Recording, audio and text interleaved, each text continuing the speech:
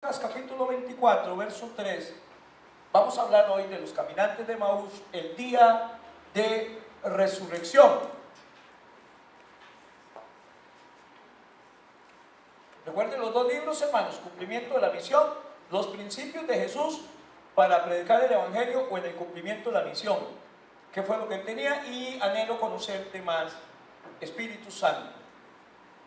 He aquí, dos de ellos, los discípulos, iban el mismo día a una aldea llamada Emaús, que estaba a 60 estadios de Jerusalén, e iban hablando entre sí de todas aquellas cosas que habían acontecido. Sucedió que mientras hablaban y discutían entre sí, Jesús mismo se acercó y caminaba con ellos, mas los ojos de ellos estaban velados para que no lo conociesen, y les dijo: ¿qué pláticas son estas que tenéis entre vosotros mientras camináis? Y otra cosa que les dijo: ¿por qué estáis tristes? Respondiendo uno de ellos, que se llamaba Cleofas, le dijo: ¿eres tú el único forastero en Jerusalén? Lucas 24. Voy por el 24 y 18. ¿Estamos bien? Entonces no soy yo. Respondiendo uno de ellos, que se llamaba Cleofas, el 18, le dijo: ¿eres tú el único forastero en Jerusalén que no has sabido las cosas que en ellas han acontecido en estos días? Entonces él les dijo: ¿qué cosas? Y ellos le dijeron: de Jesús Nazareno, que fue varón profeta. Lo reconocían: varón profeta, poderoso en obra y en palabra delante de Dios y de todo el pueblo. Y cómo le entregaron los principales sacerdotes y nuestros gobernantes. Ellos fueron quienes lo entregaron a sentencia de muerte y le crucificaron. Pero nosotros esperábamos, que él era el que había de redimir a Israel. Y ahora, además de todo esto, hoy es ya el tercer día que esto ha acontecido. Aunque también nos ha asombrado unas mujeres de entre nosotros, las que antes del día fueron al sepulcro, y como no hallaron su cuerpo, vinieron diciendo que también habían visto visión de ángeles, quienes dijeron que él vive. Y fueron algunos de los nuestros al sepulcro y hallaron así como las mujeres habían dicho, pero a él no le vieron. Entonces él les dijo: oh insensatos y tardos de corazón para creer todos los que los profetas han dicho. Oh insensatos, tardos de corazón para creer todo lo que los profetas han dicho. ¿No era necesario que el Cristo padeciera estas cosas y que entrara en su gloria? Y comenzando desde Moisés y siguiendo por todos los profetas, les declaraba en todas las escrituras lo que de él decían.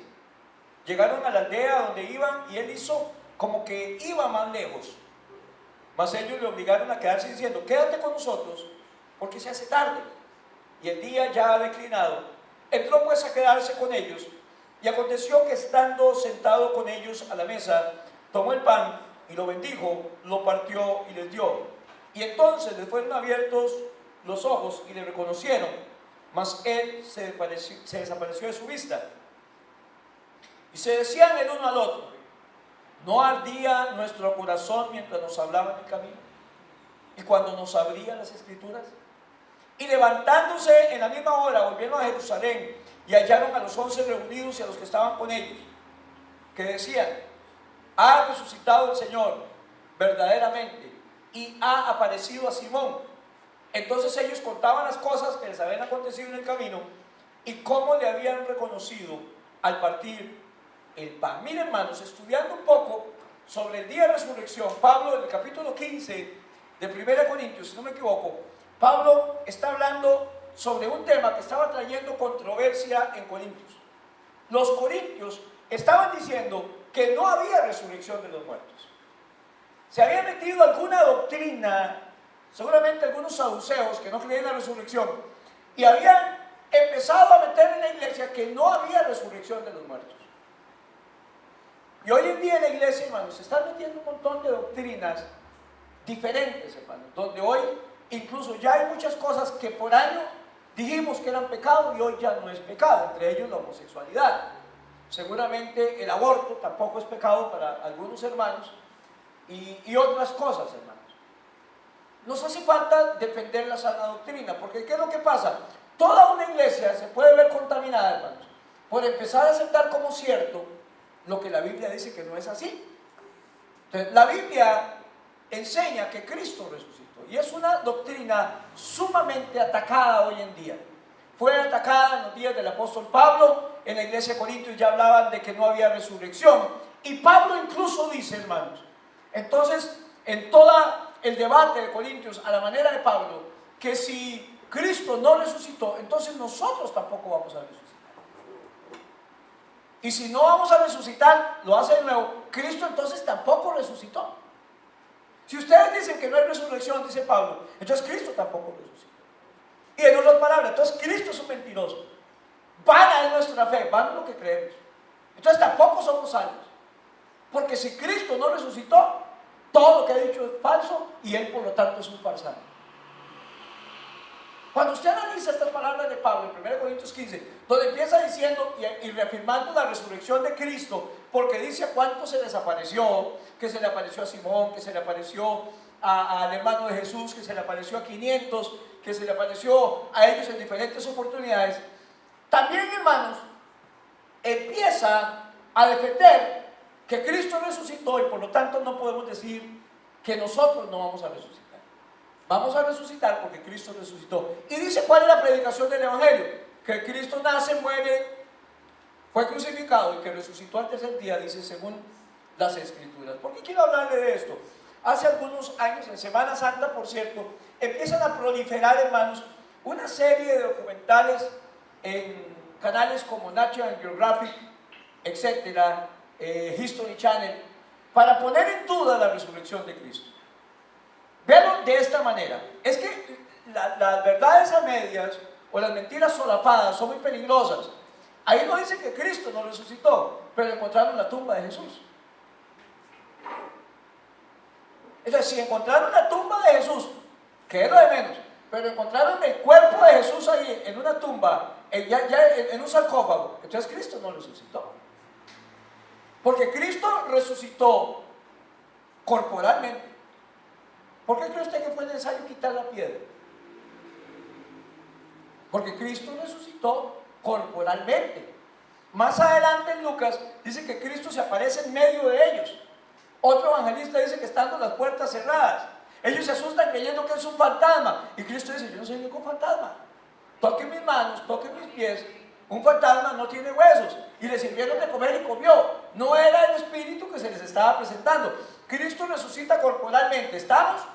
Cuando las mujeres entran al sepulcro con las especies para purificar a Jesús, para envolverlo, para embalsamarlo, pero ya con las especies que no pudieron el Viernes Santo porque se acercaba el día de reposo y era prohibido hacerlo, sino que al amanecer del domingo ellas van allá, hermanos, del primer día de la semana, eso es lo que dice la Biblia. Se encontraron como al ángel en la tumba, a los lienzos a un lado ordenadamente, porque Cristo era ordenado, tendía la cama, no como más de uno de aquí. Ordenó los mantos a un lado porque Él no había cuerpo allí. ¿Estamos bien? Lo que la Biblia me narra es que no había cuerpo. Por eso decimos que usted puede ir a la tumba de Mahoma y ahí están los huesos de Mahoma y los de Buda, pero en la tumba de Cristo estaba vacía. Ahora, cuando la National Geographic o History Channel, que de la misma empresa, van a hacer todo un documental acerca de la tumba de Cristo que apareció, y no solo eso, con varios huilas y con una María que dicen que era María Magdalena, que se había casado con Jesús. Lo que están denigrando, hermano, es tratando de quitar una de las bases fundamentales del cristianismo hoy en día, donde Pablo dice: entonces si Cristo no resucitó, nosotros tampoco resucitaremos. Porque si en esa tumba hay huesos y usted dice que es de Cristo, yo no sé qué ADN van a agarrar, porque tendría el ADN de Dios o parte del de María. Pero, hermanos, si Cristo está ahí, si hay huesos allí, entonces Cristo no resucitó. Y se repite lo que Pablo defiende en Corintios 15. Entonces nosotros tampoco vamos a resucitar. Cristo es un farsante y todo lo que creemos no vale para nada. De ahí, hermanos, la importancia de creer y predicar hoy en día acerca de la resurrección de Cristo. El cristiano da por un hecho, lo digan los investigadores. National Geographic, que de hecho creo que dirige esa investigación James Cameron, el del Titanic, acabando de ganar como mejor actor y mejor película, un hombre famoso. O sea, si lo dice James Cameron, póngale la firma. Si lo dice James Cameron o el diablo, no le creo nada. Si lo dice la Biblia, le pongo la firma. La Biblia dice que Cristo resucitó corporalmente, que la muerte no pudo detenerlo. Y por eso Pablo dice, ¿dónde está muerte tu aguijón? ¿Dónde, oh sepulcro, tu victoria? Ya no nos puede asustar con la vaina vacía. La muerte ya fue vencida. Porque Cristo resucitó. Ahora, los cristianos de principios de siglo tenían la esperanza de ver un Mesías y creían que era un profeta, pero tenían dudas. Y lo vemos en los dos caminantes a Emaús, que era un pueblo que estaba a 60 estadios de Jerusalén. Un estadio son 200 metros aproximadamente. Y estamos hablando de alrededor de 12 kilómetros. Desde Jerusalén hasta Emaús. Eso es lo que estaba caminando esa gente. Entonces, lo primero que tenemos que ver de los caminantes de Emaús, número uno, es que siempre hay un camino seguro para el cristiano. Siempre. Hay dos personas que iban caminando y la Biblia dice que era hacia el oeste. Emaús quedaba al oeste de Jerusalén. Eso es importante. El oeste o el ocaso. El ocaso es la puesta del sol, donde el sol se pone en la tarde hacia el oeste. También traduce ocaso y usted puede poner, y dice la gente, está en el ocaso de su carrera, en la decadencia de su carrera, está en lo último de su carrera. Entonces, ocaso puede ser decadencia o acabar, terminar.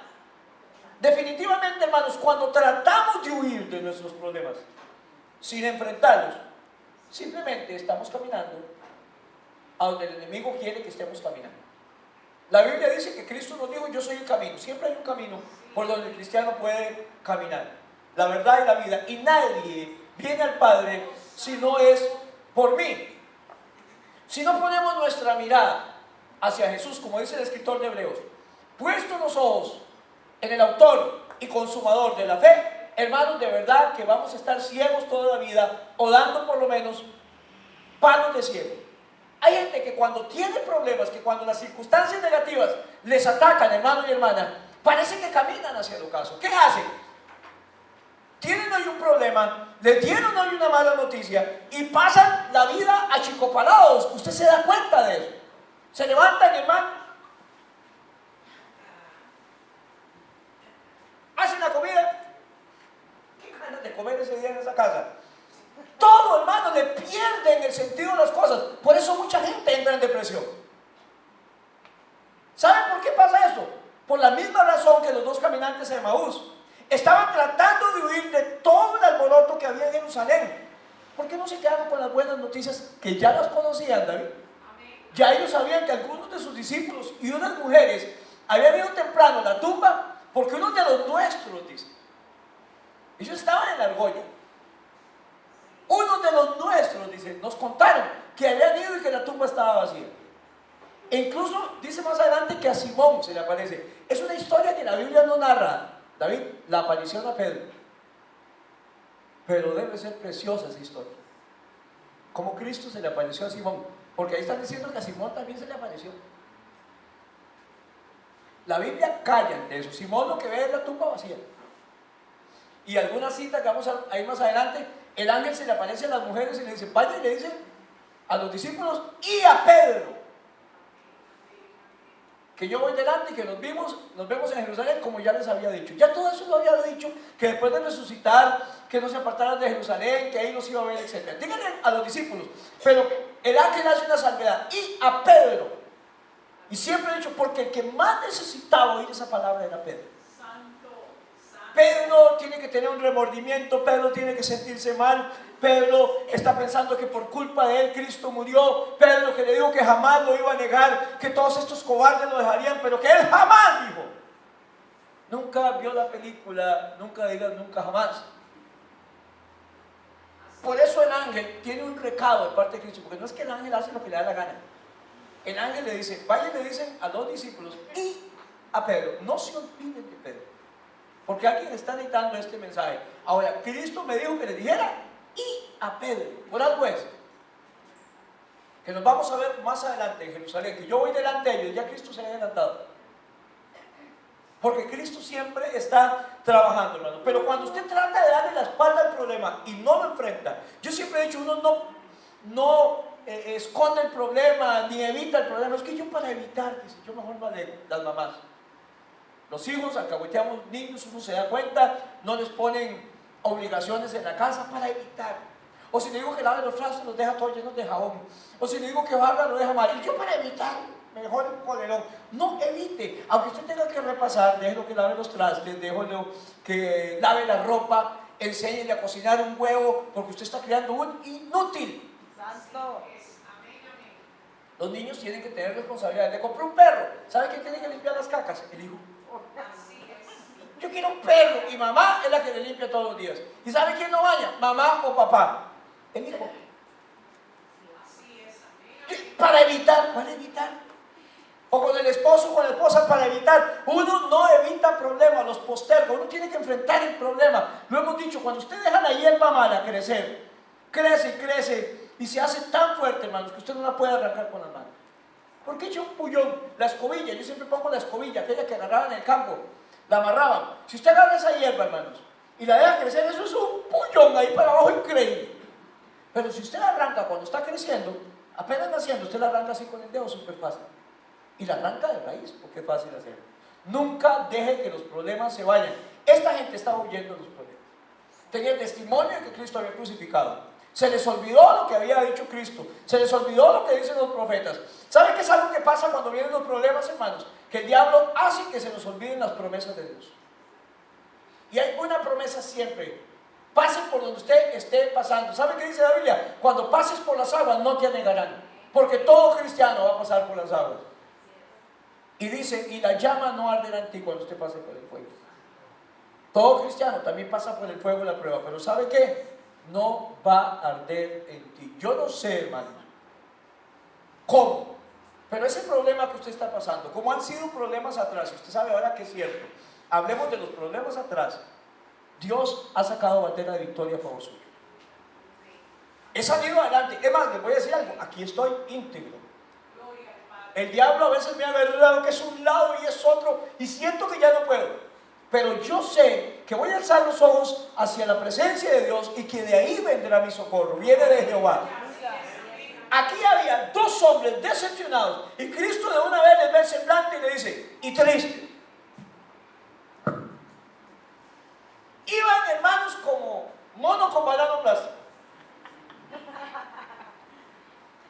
¿Por qué no reconocieron a Jesús? Porque iban hacia el oeste, hacia el ocaso, porque ya era tarde. Habían estado en la mañana en Jerusalén. Alguna gente dice que es por el mismo sol donde se iba poniendo. No reconocían a Jesús. Y el cristiano nunca camina hacia el ocaso. Su vida no se ha terminado. Puede haber perdido a un pariente, a un ser querido, puede haber perdido una casa, un trabajo, le dieron una mala noticia de su salud, un dictamen médico. Pero la Biblia dice que nada se ha acabado hasta que Él diga que se ha acabado. Esa frase es de Cristo, no es de esa prisa. No es del béisbol, que ahí es donde nace. Es de Cristo, hermanos. El que dice la última palabra en su vida y en mi vida es Cristo. No es mi jefe. Amén. Amén. La gente está viviendo sin esperanza, hermanos, porque ha equivocado el camino. La gente debe aprender a creerle a Dios por difícil que esto sea. 1 Tesalonicenses 4:13. Tampoco queremos, hermanos, que ignoréis acerca de los que duermen. ¿Para qué? Para que no os entristezcáis como los otros que no tienen esperanza. No dice que no nos entristezcamos, sino que no tomemos esa tristeza como lo toman los otros, que se mueren, se deprimen, se meten y nunca salieron, hermano, porque cuando el hámster queda dando vueltas en la jaula, no vuelve a agarrar tracción. Cuando tenemos la pérdida de un ser que amamos, y ojalá si conoce al Señor, sabemos que hay algo diferente para esa persona, que le espera una resurrección. Fue lo que Cristo le dijo a Marta y a María, no te he dicho que si creyeres verás la gloria de Dios. Sí, Señor, sabemos que tú lo vas a resucitar en el día postrero. No, que yo soy la resurrección y la vida. Aleluya. Amén, amén. Se quedó sin trabajo. No hay justo desamparado ni su simiente que mendigue pan. Cuando usted y yo olvidamos las promesas de la palabra, nos echamos a morir. Vamos a salir adelante. Ayer contaba yo el testimonio a una sobrina de Lili y le decía, mire, cuando definitivamente le decía, lo mejor que pudiera pasar es que si hay hijos, la mamá los críe. Estamos aquí, hermanos, quiero que conozcan mi corazón. Sería lo mejor que la señora se pudiera quedar en la casa cuidando a los hijos. No es machismo, ¿verdad? No me tilde de machista. Lejos está mi eso. Las circunstancias no lo permiten. O trabaja más y más de soltero y todo, o trabaja. O si los dos tienen deudas o si no alcanza el sueldo, vamos a empujar, ¿verdad? Pero no sería mejor que sus hijos llegaran a su casa y usted fuera la que los recibiera en la casa y usted fuera la que le ayudara a hacer las tareas y se fijara en qué programas de televisión ven, sobre todo hoy, controlara lo que ven en la computadora, lo que ven en internet. No sería lo mejor, es lo que yo digo. Sería lo mejor, claro que sí. Y cuando mi esposa nació, mi hijo Luis José, por muchas experiencias que pasamos con Melisita, que hoy la cuidaban, que mañana ya no, que incluso le pegaron en algún lado que estuvo y todo, que yo me di cuenta mucho después. Entonces yo le dije, Lili, yo no quiero eso. Por eso es que a veces los hijos mayores tienen resentimiento y hay un síndrome. ¿Por qué? Porque aprendimos a criar hijos con ellos. Y como nosotros somos más alcahuetes con los demás, ¿verdad? No, ya no, y con Dios libre yo dijera eso, dicen los Willas. Y a mí no me dejaban hacer esto, y a mí, ¿por qué? Porque con ellos experimentamos. Hay que pedirle perdón a nuestros hijos mayores. Sí, es verdad. Cierto, somos más alcahuetes con los menores. Y le dije, Lili, yo era zapatero y era remendón, yo estaba trabajando en taller, haciendo zapatos, lo que sabía hacer, y le decía, negra, cumpla lo del preaviso, cumpla los días que tiene que cumplir de incapacidad y salga de trabajar. Y José tiene 28 años, casi 3 meses. Lili cumplió eso, o sea, ya tiene 28 años de que Lili es ama de casa 100%, que no ha tenido que volver a trabajar. Y la hemos pasado bien fea, pero la hemos pasado. Y era diferente cuando mis hijos llegaban del colegio y estaba la comidita ahí caliente. Cuando estaba mamá, cuando no tienen que llegar a ver qué hacen, cuando mamá no pudo haberla hecho porque no les dio tiempo, o porque no había, también. Hoy en día, hermanos, hoy en día eso está peligrosísimo, hermanos, como nunca. Y sus hijos llegan y están criándose solos, tal vez en la casa, y agarran la computadora, de por sí que muchos se lo van a contar de quitárselo de encima. Mientras usted está sin algo, vete. Mientras usted está, agarra el celular. Uy, hermanos, ¿quién está criando a los hijos? ¿Se acuerda? Había un anuncio cuando estábamos pequeñillos nosotros que decía, señores padres de familia, en Telenac, Canal 2, imagínense, ¿verdad?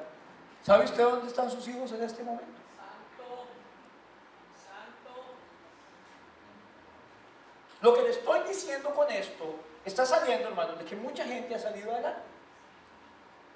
Aún sin trabajo, aún sin posesiones económicas, pero Dios los ha sacado adelante. No podemos pensar que todo se acabó porque tuvimos un mal momento. Todo el mundo tiene malos momentos. Y como hemos dicho, el problema no es el problema. El problema es nuestra actitud ante los problemas. Amén. Porque todo el mundo, ¿a cuántos aquí tienen algún problema en este momento, hermanos? Qué bueno. Nadie tiene problemas. No, eso es bueno. Hay momentos en que tenemos eso, ¿verdad? Pero le voy a dar una mala noticia. Está a punto de entrar a un problema. Porque esa es la vida del ser humano. O estamos saliendo del problema, o estamos en medio del problema, o estamos a punto de entrar en el problema. ¿Cierto o no? Hay unos momentos de pasividad, me vienen los rápidos y nos acollonean y pegan en las piedras, y a veces estallan la barca y aquí estamos, sin barca, pero no nos ahogamos. Pero ya pasó muchos problemas también, y salió vivo. Vivito y coleando, estamos aquí, vivito y coleando. Y mucha gente va a pasar sus problemas y cree que se va a morir, pero usted pudo. Y si usted pudo, yo puedo también. Y si yo pude, usted también puede. El problema no es el problema, es la reacción ante los problemas. ¿Y cómo reaccionamos ante los problemas? Lo decimos 1000 veces, eso se llama madurez. Mi madurez es la manera en que yo reacciono ante las circunstancias negativas. Y el cristiano sabe que no es como los que no tienen esperanza. Amén. El cristiano tiene adelante no una noche que se le eche encima como los caminantes de Emaús, sino un amanecer que rompe. Y esa desilusión y esa tristeza de los que iban a Emaús, ellos no se habían dado cuenta de eso, que después de la noche siempre hay un nuevo amanecer. Amén. Lo segundo, hermanos, acerca de ese camino es que con Jesús las cosas sí tienen sentido. A veces no le encontramos sentido a la vida, por eso mucha gente entra en depresión. Con Jesús, para los caminantes de Emaús, era que las cosas tenían sentido. Si no lo tienen, alcanzan a tener sentido, pero cuando estamos en Cristo, cuando lo buscamos a Él, cuando de la mano de Cristo buscamos la solución y lo buscamos en oración, puede ser que usted y yo creamos a veces que todo se acabó. Sin embargo, recuerde, Cristo es el que dice la última palabra.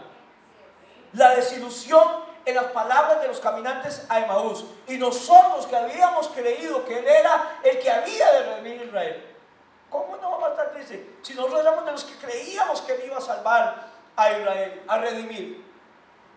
Eran las palabras de personas con esperanzas que se habían muerto, hermanos, y enterradas. Pero entonces vino Jesús y habló con ellos, y se acabaron las tinieblas y le dio sentido a la vida. Más adelante ellos dicen, no ardía nuestro corazón cuando Él nos hablaba las Escrituras. ¿Saben que hay gente que ya no le arde el corazón, no le da ni pica pica, no le da nada, hermano, cuando oye la Biblia?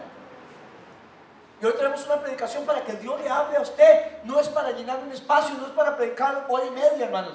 Es para que Dios le hable a usted, no una hora. Y creemos, hermanos, que Dios tiene una palabra para usted, porque cuando usted pase el día malo, Dios va a estar con usted también. Y hay gente que ya no viene a la iglesia o que está pensando irse a la iglesia porque Dios los ha desilusionado, Cristo los ha desilusionado. Mentiras, William, Dios nunca desilusiona a nadie. Usted desilusiona porque a veces le pedimos cosas a Dios que sabemos que no es la voluntad de Dios. Porque a veces queremos que Dios sea dominado por nuestras peticiones. Y si me da algo, tiene que ser ya, está orando mucho. Conozco gente desilusionada porque Dios no les contestó la oración como ellos esperaban, hermanos. Pero es que Dios es Dios. Él nos hizo y no nosotros a nosotros mismos. Porque no hizo lo que usted quería, está desilusionado. Porque no sucedió en el tiempo que usted lo esperaba, usted está desilusionado o desilusionada. ¿Sabe? Usted no piensa que tal vez hay una mejor manera de hacer las cosas. Dice mi madre, usted le va a enseñar a su mamá a tener hijos. ¿Quién le va a enseñar a Dios a ser Dios? Si desde el otro lado de la eternidad Dios ve las cosas diferentes. Decíamos una vez que qué bonito sería no tener un Waze que a veces lo batea a uno, ¿verdad? Lo tira por un montón de helados y le batea y dice que la calle está despejada y tiene caído un perezón de los 11,000 llantas. Ir uno por la calle y tener a alguien ahí con un dron o un globo que diga, ¡raye! No viene nada. Con neblina o sin neblina, ese es Dios con nosotros. No hay neblina, no hay nada que le tape. Y Él nos da libertad para avanzar. Y a veces nos dice, quédese queditito, espérese. Pero a mí me precisa, y de eso viene un rayo. Por precisado. David hace vasijas, David es alfarero. Y cuando usted ha ido al taller de David o algún alfarero, David tiene un montón de vasijas terminadas, tal vez apenas en el sol. Y usted las toca y a ojo de cualquiera de nosotros que no conocemos, nos dice, ya esto está listo. Entonces David lo para a uno y dice, no, hay que pasarlo por el fuego. Porque si no, no se hace tiesto, no se tuesta, ¿no? Y entonces se puede romper muy fácil. Y si usted la necesita para echar agua, tiene otra cosa diferente, una curación diferente. Y si la ocupa para cocinar, tiene otro poco que le tienen que echar ahí diferente y otro pulido y tal vez más fino y todo, David, porque él sabe. Pero yo llego y veo, ay, qué lindo chanchito este. Hermanos, con la primer peseta que le echa se raja en 12. ¿Por qué? Porque nosotros queremos quitarle las manos a Dios lo que nos ha dado. Tal vez Dios tiene algo mejor para usted, o una manera mejor de hacer las cosas. Tal vez digo yo, Dios conoce cosas que nosotros ignoramos. Es decir, usted y yo no tenemos todo el panorama enfrente de nosotros. Gracias, Nanito. Con agua no hay. Le dice a Nelson que me deje la plata de la botella.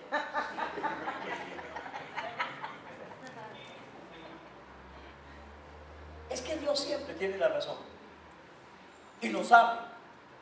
Y recuérdense lo que hemos hablado de las peticiones ante Dios. Dios nunca nos va a dar algo que nos vaya a hacer daño. Dios nunca nos va a dar algo que no nos sirva para nada. ¿Cuál de ustedes, si su hijo, siendo malo, le pide pan, le va a dar una piedra? ¿Para qué le va a dar una piedra usted a su hijo? No sirve para nada. Y si le pide un pescado, ¿cuál de ustedes le va a dar una serpiente? Dios nunca nos va a dar algo que nos vaya a causar daño. Y hay gente que le está pidiendo serpientes al Señor, no pescados, serpientes. Y unas tobas increíbles, una cascabel parada, con un modo de rabo que suena que no es maracas en vez de cascabel. Dios nunca nos va a dar nada que nos vaya a hacer daño.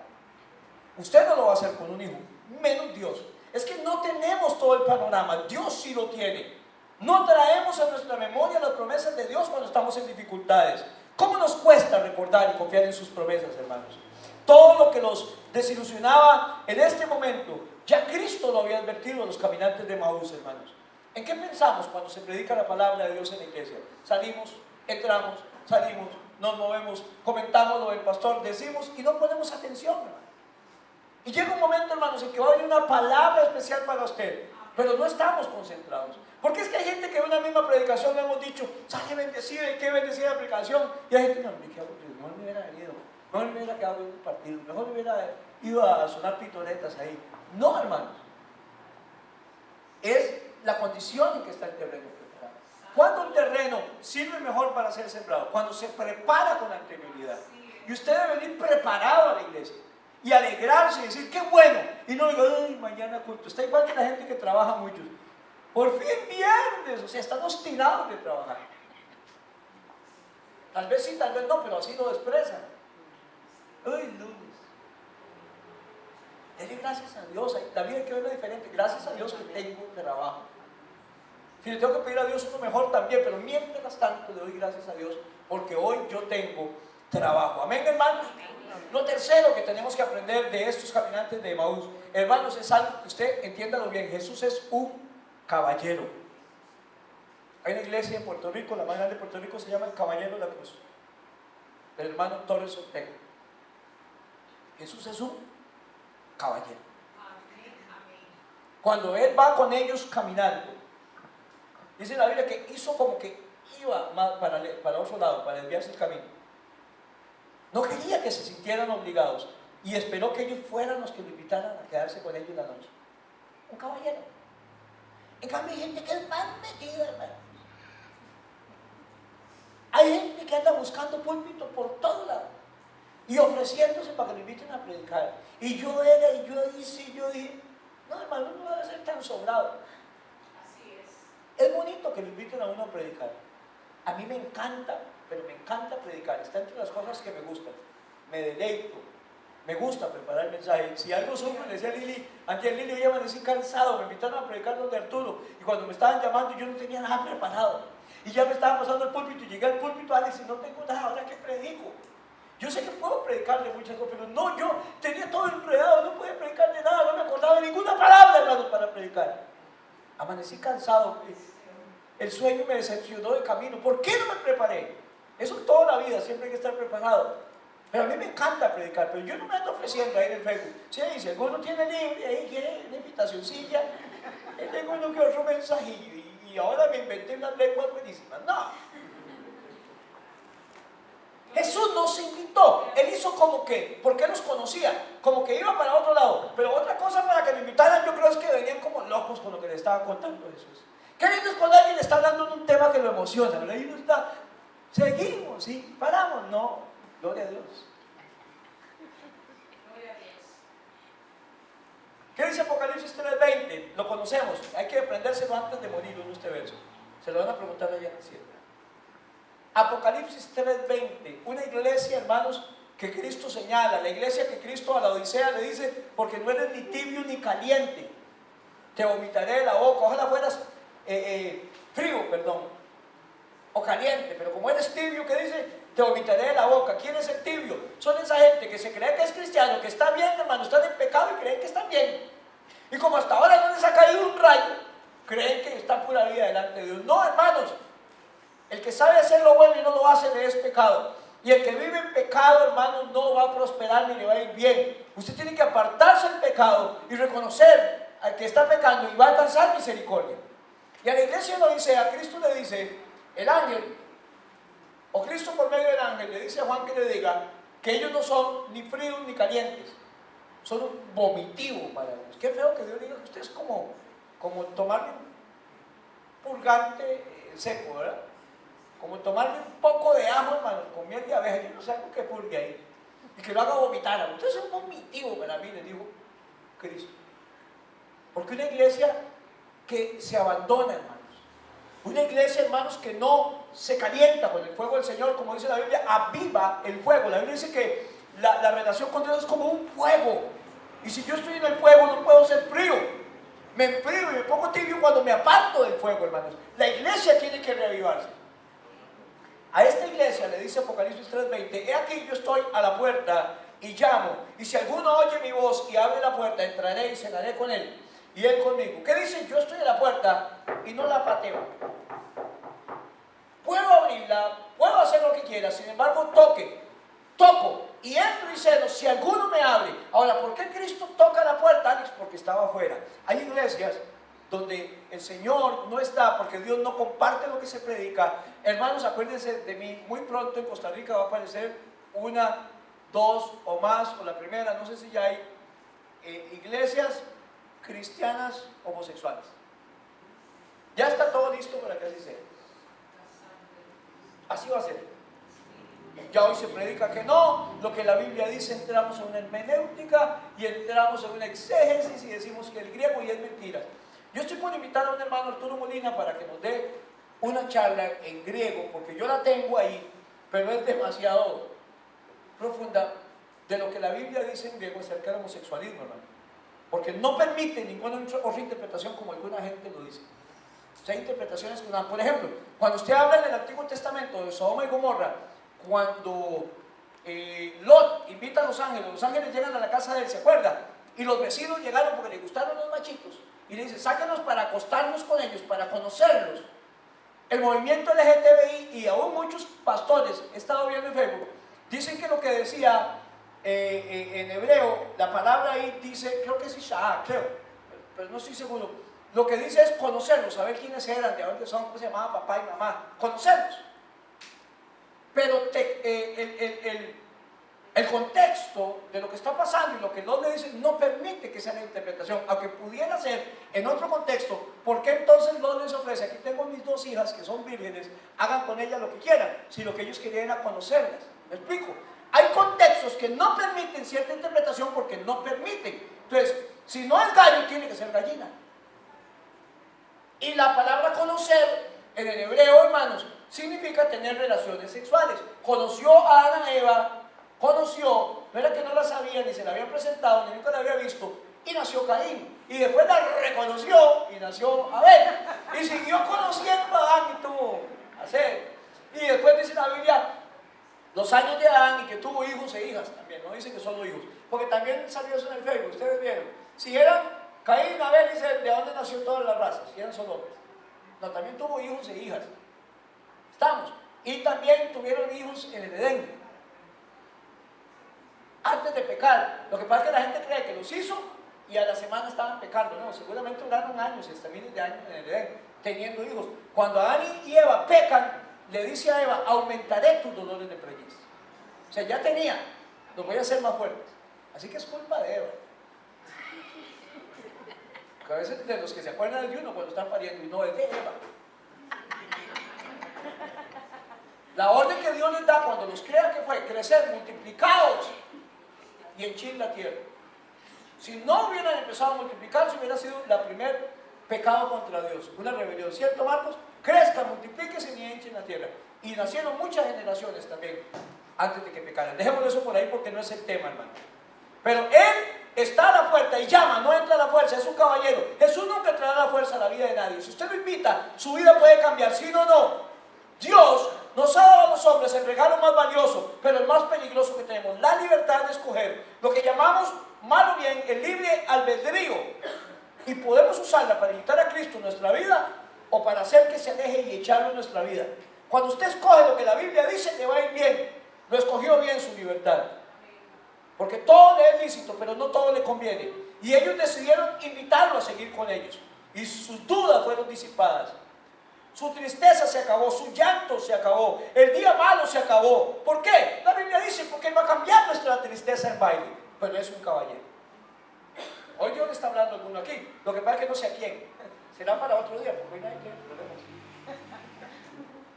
Es para otra gente, para que usted lo guarde este mensaje. Cuarto, no solamente Jesús es un caballero, sino que se les dio a conocer cuando en el partimiento del pan. Eso es importante.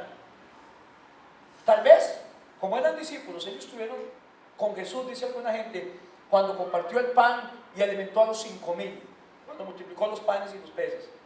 Y cuando Jesús parte el pan, seguro Él tenía una manera especial de partir el pan y de dar gracias a Dios, ¿cierto? Ahora, no nos encontramos con Jesús solamente en la Santa Cena que hay el otro sábado. Ojalá la gente diga, el próximo sábado es celebración, como decía esta hermana testigo de Jehová, esta señora. David, porque tenemos ayuno en la mañana y Santa Cena en la tarde. Esto va a estar de mucha bendición, hermanos. Porque la Santa Cena es un sacramento de Dios. Y sacramento significa mandamiento sacro, igual que el bautismo. Son los únicos 2 sacramentos que la Iglesia evangélica practica. Y sacramento es algo que no se puede dejar de hacer. Así que si hay Santa Cena, usted no puede dejar de venir. No es solo en la Santa Cena, hermanos. También en nuestro comedor nos podemos encontrar con Jesús. Y el cristiano vive siempre y en todas partes, tiene que vivir en la presencia de Dios. Amén. Ok, nos habla de cómo se va a conocer el partimiento del pan. Y nos habla también de algo que hacen ellos. Que cuando usted es bendecido, tiene que compartir con los demás. Al ser bendecidos, 5, tenemos que compartir nuestra bendición. De todas maneras. Había, dijimos, alrededor de 12 kilómetros de Jerusalén a Emaús. ¿Y sabe cuánto había de Emaús a Jerusalén? Lo mismo, 12 kilómetros. Ya era de noche. Pero dice que cuando les contó y se dieron cuenta que era Jesús Olaya, se devolvieron inmediatamente de noche. Ya se hace tarde, dice, ya era cansado. La noche viene cuando nadie debe trabajar. Y el evangelio no es nunca nuestro del todo. No es nuestro evangelio hasta que no lo compartamos. ¿Ve qué cosa más? Las cosas se bendicen, multiplican la bendición cuando lo compartimos con los demás. Y los cristianos debemos aprender a compartir nuestro testimonio de vida con la gente. Voy por acá. ¿Cuántos han pasado algún problema grave en su vida, hermanos? Algún día, hermano, en que usted nunca hubiera querido que viniera ese día. Hermano, ese día que usted quisiera borrar de su vida. Estamos, ¿verdad que sí? ¿Sabe qué? Que Dios permite esos días en nuestras vidas. Porque si usted nunca hubiera pasado por problemas, usted no sería la mujer que soy ni el hombre que es hoy. Y le voy a decir una cosa, Dios nunca desperdicia ni desperdiciará una mala experiencia. Si ya no ha pasado, va a pasar. Y alguien se va a estar frente a usted y va a estar pasando lo mismo que usted pasó. Y cuando esa persona se lo diga, usted vuelve a jalar y a tragar grueso. Porque usted sabe lo que está pasando esa mujer o ese hombre. ¿Cierto, hermanos? Pero allá hay alguien que puede darle una palmadita en la espalda y decirle, la comprendo, lo comprendo, yo sé lo que usted está pasando. Y eso sí es verdad, yo sé lo que usted está pasando. ¿Sabe por qué? Es porque yo estuve ahí. El anuncio panador que siempre decimos, ¿verdad? Yo sé y yo estuve ahí. Es que a mí nadie tiene que contarme, yo sé. Me imagino las noches que usted pasó, me imagino las mañanas y cómo usted perdió el sabor, y a veces tomarse un café a solas, y a veces las celebraciones, si alguien perdió un ser querido y los gestos, Y cuando hago aquella comida que le gustaba, y cuando estamos en la casa, por ejemplo en mi caso, y alguien tiene que partir el queque, que es a cada rato, cuando hay un cumpleaños, y mi hermana, la mayor, es la que partía el queque, aunque fueran como mortadelas, ella sabía cómo, aunque hubieran 100 personas, un queque pequeñito alcanzara para todos. Todas esas cosas le recuerdan a uno cuando alguien pierde un ser querido. Yo sé lo que puede estar pasando esa persona. Yo sé ahora que vengamos del funeral, cuando ella esté a solas en la casa, mientras esté con gente va a ser diferente, pero cuando esté a solas, hermano, Dios no va a desperdiciar lo que usted aprendió con el dolor y con el llanto. Y usted siempre tiene que compartir testimonio. Por esto esta gente hay que resaltar algo. Ellos vieron que Jesús había resucitado. Lo habían oído, pero ahora lo vieron, se devolvieron. No me vieron, qué aburrido devolverse 12 kilómetros. No pensaron, mañana culto, Santa Cena, ayuno. Ellos se alegraron, hermanos, y dijeron, estoy aquí a compartir y reafirmar a la gente. Y cuando usted Dios le soluciona algo, cuando usted comprende por qué pasaron las cosas, o aunque no comprenda, da testimonio de Dios, usted está reanimando a los demás en la fe también. Amén, hermanos. Al ser bendecidos se debe compartir. Los discípulos salieron de noche, pero con una alegría inmensa de haber visto a Jesús, hermanos. Así nosotros, cada vez que vemos a Jesús actuar en nuestras vidas, debemos testificar y contarle a todos lo que ha sucedido. Lo sexto que pasó acá es, cuando llegaron a Jerusalén, encontraron a otros que habían tenido una experiencia parecida. Cuando ellos llegan a Jerusalén, encuentran a otros discípulos que seguían hablando, ya no de la muerte. Entre ellos se juntaron y se reconfortaban. Si Pedro y Judas hubieran estado como los discípulos después de que muera Jesús, nunca hubieran negado a Jesús, pero se apartaron. La gente tiene problemas y dudas y se aparta. Pedro estaba en el patio de Anás, frotándose las manos en el fuego con los que iban a crucificar a Jesús. La gloria de los cristianos, hermanos, es vivir en compañía de la gente que ha tenido experiencias parecidas. Cuando alguien habla el mismo tema mío, cuando alguien se sienta a hablar de pescado, yo ahora estaba pescando en Guatuso, me encanta ese tema, pero me encanta hablar de Cristo. Y cuando tengo gente que habla de Cristo, que habla de mis pasatiempos preferidos o de mis hobbies, nos sentimos pura vida, ¿verdad? Como en grupo.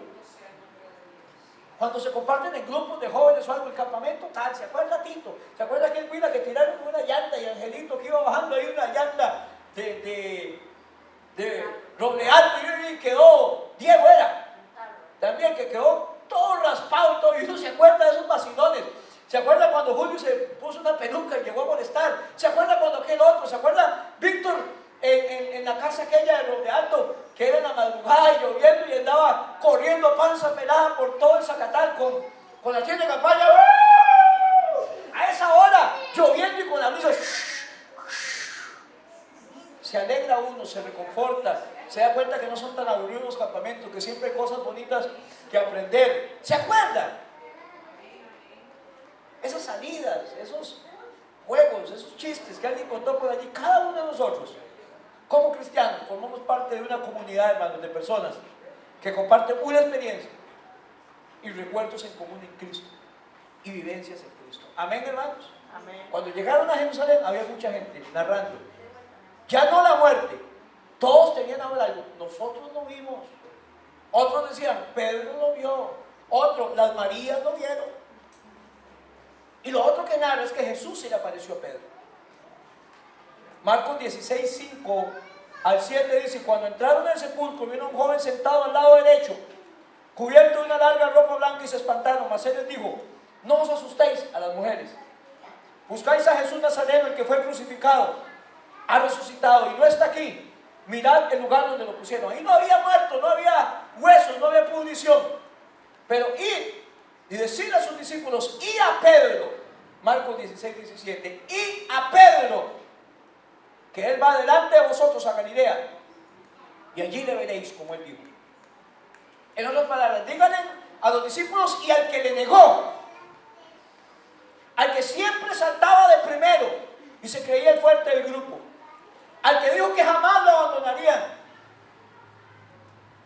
y lo negó en el momento que más lo necesitaba. Así que la resurrección, hermanos, nos recuerda también que sin importar lo que usted haya hecho y cómo le ha fallado y si le ha fallado, el amor de Jesús sigue siendo el mismo. Amén. Incondicional. Vuélvame a ver, Jesús lo ama tal como ustedes. Y Jesús sabía que le iba a fallar a usted. Jesús sabía que usted y yo no íbamos a fallar y así murió por nosotros. Porque alguien decía en un juicio, esos que hacen a veces, y preguntan, ¿quién fue el que mató a Jesús? Pilato, Herodes, Caifás. Nadie. Él dijo, a mí nadie me quita la vida. Yo la doy y la vuelvo a tomar, porque yo tengo ese poder. Yo fui por mis propias ganas, yo fui por mi propio pensamiento y deseo, yo fui porque quería. Y así mismo yo mismo volví a tomar mi vida. El mensaje también de la resurrección dice, díganle a mis discípulos y a David, díganle a mis discípulos y a él, díganle a mis discípulos y a William, díganle a mis discípulos y al que lo esté necesitando hoy, hermanos, que yo he resucitado. Porque usted necesita saber que todo lo que dijo Jesús es cierto y que Él dijo que nunca nos iba a dejar solos y que Él nos iba a perdonar y que su misericordia es más grande que los cielos de los cielos. Y esa seguirá siendo una historia grande, la de Pedro, el encuentro con Pedro, que dijeron eso. Entonces era cierto que se le apareció a Simón. Algún día nos la contarán, hermanos. Romanos 4:25.